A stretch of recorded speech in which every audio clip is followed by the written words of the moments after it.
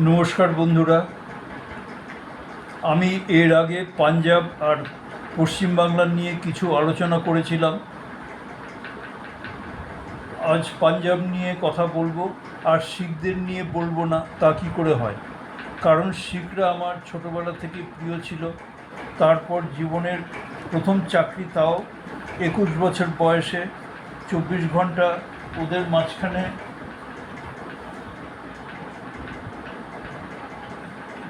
কাটিয়েছি।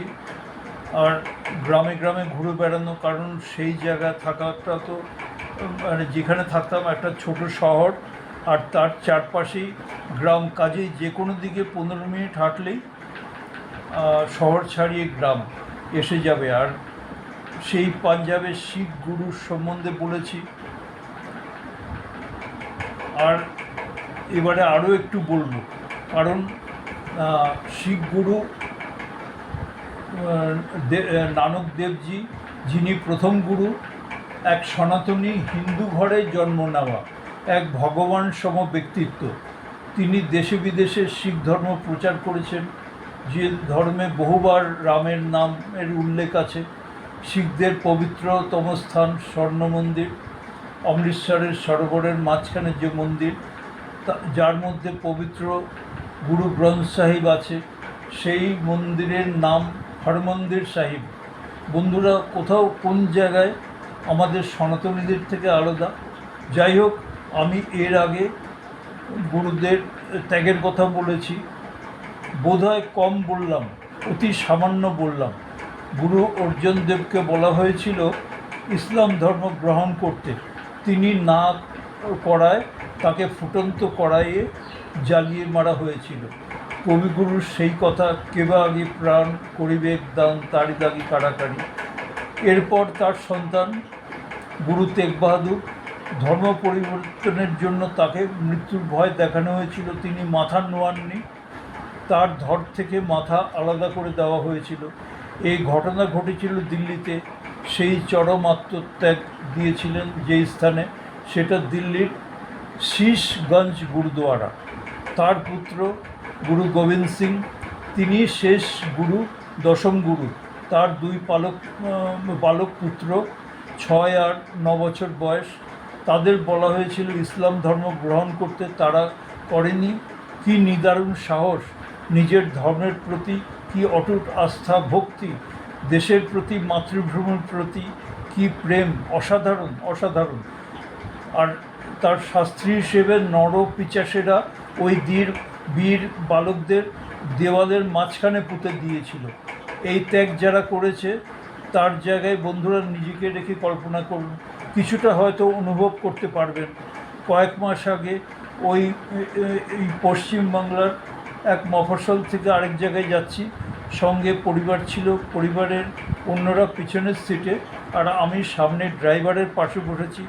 নানান কথা বলতে বলতে যে সেই শিখরা দেশপ্রেমের চরম উদাহরণ দেখিয়েছেন, তার ব্যাপারে ওই বাঙালি ড্রাইভার আমাকে জিজ্ঞেস করলেন, এক সময় যারা এরকম চরম দেশপ্রেমের উদাহরণ দেখিয়েছেন, এখন কেন তারা দেশদ্রোহী, বিঘটনকারী, দেশের শত্রু, খালিস্তানি তৈরি হলো তাদের থেকে?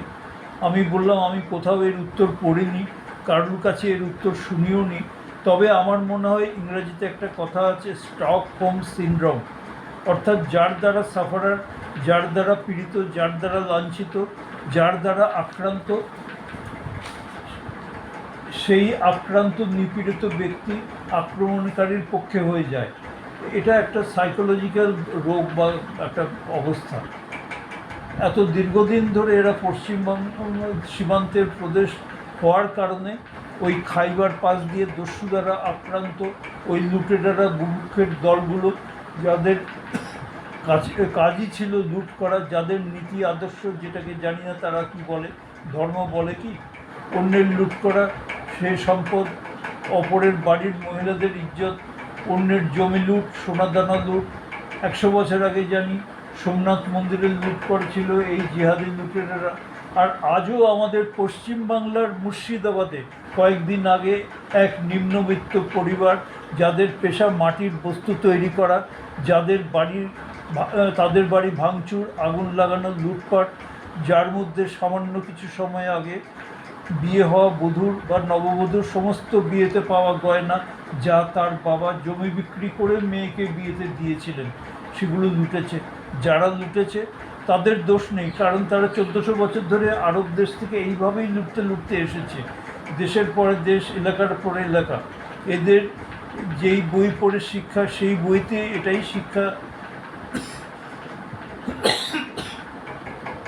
এদের পরিবারও এই লুটের মালের সম্পত্তি পেয়ে খুশি হয়, বাহবা দেয়।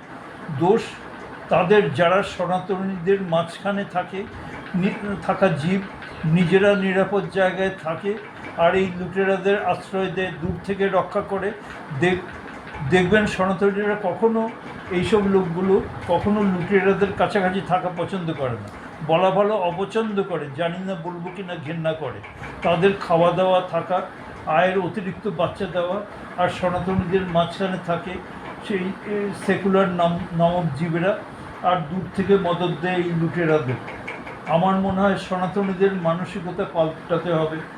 খুব তো মহাভারত পড়ি, এমন কোনো সনাতনী পরিবার নেই যাদের ছোট বয়সে থেকে বাড়িতে রামায়ণ মহাভারত পড়ানো হয় না, কিন্তু শুধু মজা নেওয়ার জন্য, সময় কাটানোর জন্য, পুণ্য কামানোর জন্য যেন ধার্মিক গ্রন্থ পড়ছি, এইভাবেই পড়া হয়। বছর 30 আগে টিভিতে দেখা সিরিয়াল রামায়ণ মহাভারত সম্পূর্ণ ভারতবাসীকে সম্পূর্ণভাবে বশ করে রেখেছিল, কিন্তু এমন অমূল্য গ্রন্থ থেকে শিখেছি কি?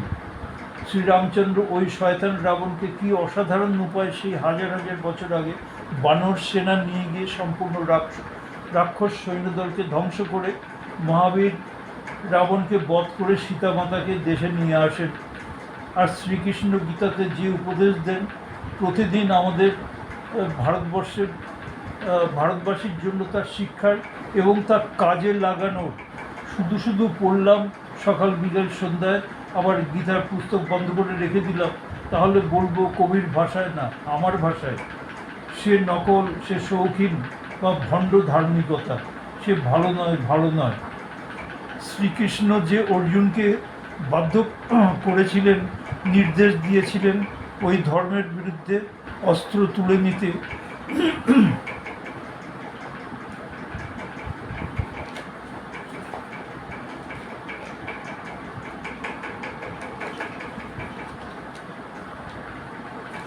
কতবার পড়েছি, কিন্তু শিখেছি কি? মুর্শিদাবাদের কথা বললাম, আক্রান্ত, নিপীড়িত, লুণ্ঠিত পরিবারের 2 সদস্যকে হারিয়েছেন, যারা জিহাদিদের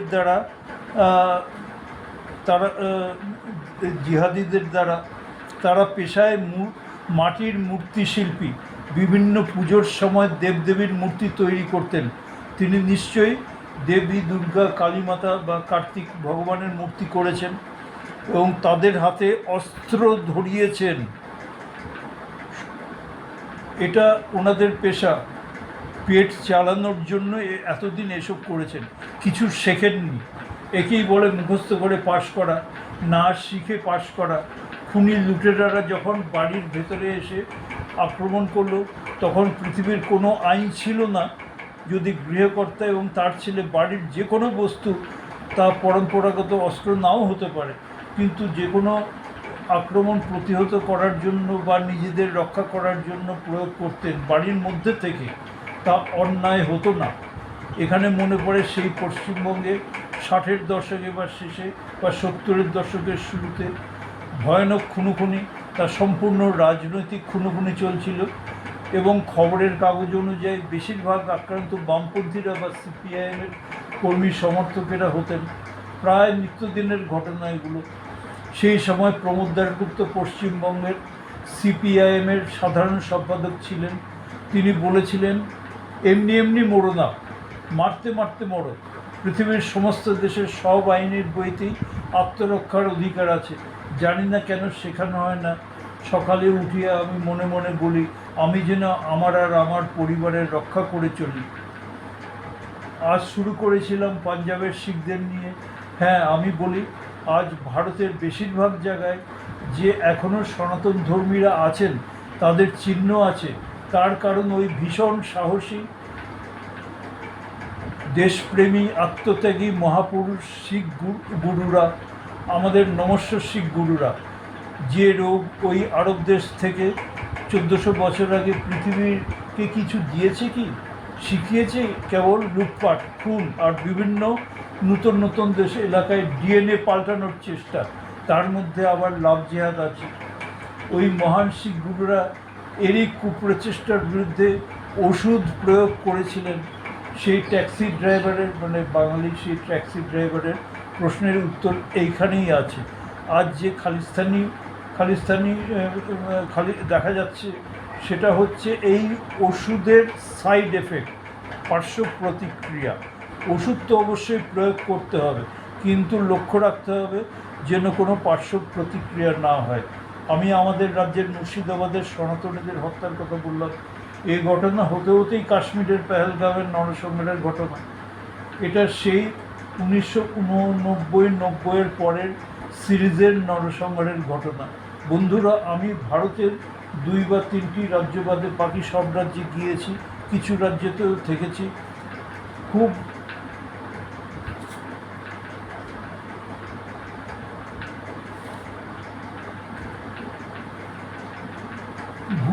ভূস্বর্গ শুনি, আবার শুনি ভারতের সুইজারল্যান্ড।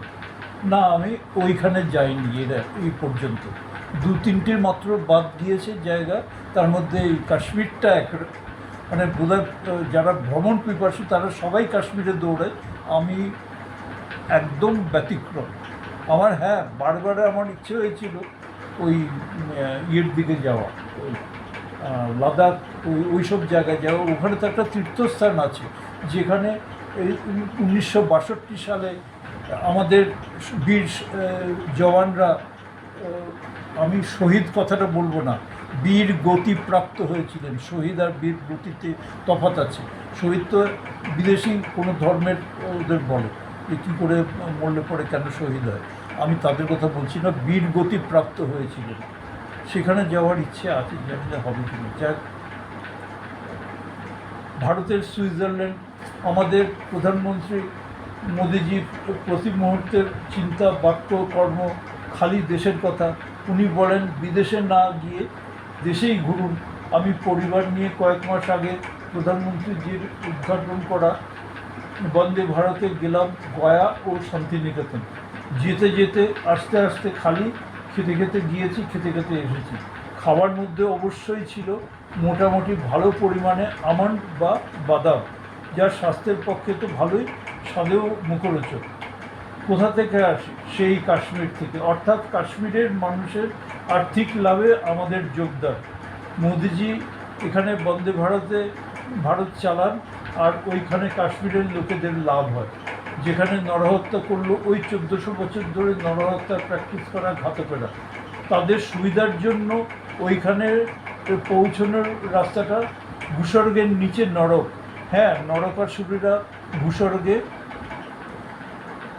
উপস্থিত ছিল। ওই রাস্তাটা কেন নরক করে রাখা হয়েছে? যাতে মানুষ পায়ে হেঁটে পৌঁছতে না পারে, ওই খচ্চরের পিঠেই যেতে হয়। এবং এই খচ্চরওয়ালারা খেয়ে পড়ে খুব বংশবৃদ্ধি করে, আবার আরেকটা নরসংহারের পরিকল্পনা করে। অতি সহজে ওই রাস্তাটাকে সুগম করা যেত, একটু চওড়া করে, গ্রেডিয়েন্টটা কম করে, বা উচ্চতাটাকে ঘুরিয়ে ঘুরিয়ে ঘিরে ঘিরে ওপরের দিকে নিয়ে যাওয়া, পাকা রাস্তা করে দিলে বহু লোকে বিনা কারোর সাহায্যে ওইখানে পৌঁছতে পারে। যাই হোক, ওই নরপোচাসগুলোকে পেট ভরানোর উদ্দেশ্যে এরকম যখন করা হয়েছে, তখন আর কী বলবো। সুইজারল্যান্ড বা হরিদ্বার বা নেপালের মনোকামনা মন্দিরে যাওয়া সহজে মানুষ পৌঁছায়। বিহারের রাজগীরের সব জায়গায় রোপওয়ে, এতগুলো যে নাম বললাম, সব জায়গায় রোপওয়েতে ব্যবস্থা আছে, মানুষ পৌঁছচ্ছে রোপওয়েতে। এখানে তো পৃথিবীর বাইরে কী নাম দিয়েছে? ভূস্বর্গ, নরকের রাস্তা দিয়ে স্বর্গ, যেখানে নিরাপত্তা রক্ষীও পৌঁছতে পারবে না সহজে। কেউ আহত হলে ওই নরকের রাস্তা দিয়েই আসতে হবে। প্রচণ্ড কাদা, ছোট বড় অসমান পাথর, চড়াই উতরাই। আর কীভাবে ওই রাস্তাকে দুর্গম করে রাখা যায়? অনেকে বলবে ওদের জায়গায় কেন, ওদের জায়গায় কেন যাওয়া? ওদের জায়গা বলতে কি, 600-700 বছর আগে 100টা লোকের মধ্যে একটাও ওইখানে নরপচার ছিল না। তাদের সংখ্যা ছিল শূন্য, বিরাট শূন্য। একটা দুটো করে ঢুকেছে, সংখ্যায় সংখ্যায় ক্রমে বেড়েছে। খুন করে, নানান অনৈতিক আবদার করে, যদি জিত করে, জোর করে মানিয়ে নিয়ে ঢুকেছে। আর আমরা সনাতনীরা, যাদের মধ্যে শত্রুবোধ নেই, শত্রু মিত্রের তফাৎ করতে জানে না, তারা চোখ বন্ধ করেছিল। আর আরব দেশ থেকে আসা ফিলোসফি, দর্শন, তারা বোধহয় ধর্ম, এটাকে ধর্ম বলে, এগুলোকে ঢুকিয়েছে ভারত মাতার মুকুটে স্থান পাওয়া জায়গায়, যাকে বলা হয় ভূস্বর্গ।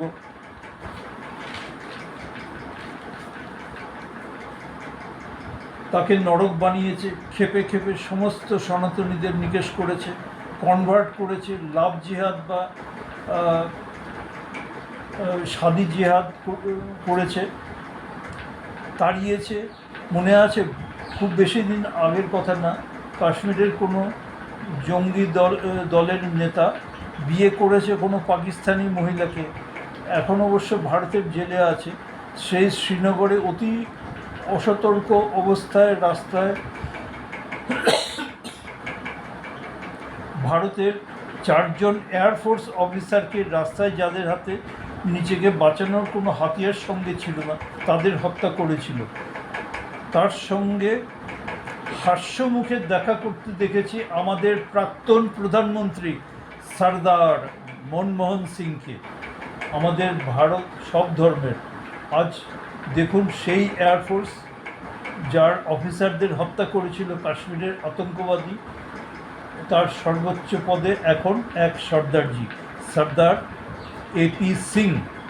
তার সুযোগ্য পরিচালনায় এই সবে শুরু হওয়া এবং এখনও চালু থাকা অপারেশন সিন্দুরে সবচেয়ে বেশি সক্রিয় বোধহয় সেনার একমাত্র অঙ্গ। আমাদের শত্রু দেশ পাকিস্তানকে যে ভয়ানক শিক্ষা দিয়েছে তা সে নিজেও বুঝছে, আর তার পেছনে থাকা 2 মহাশক্তিও অনুভব করছে।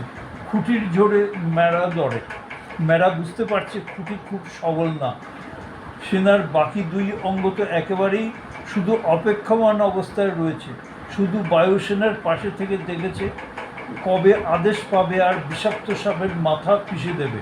আমাদের দেশের এক সন্ন্যাসী সম নেতাকে অকারণে বারবার অপমানিত করা, কথা বলা, হাজব্যান্ডকে মেরে তার সদ্য বিধবা স্ত্রীকে বলা যে যাও মোদিকে বলো আমরা এই কাজ করেছি।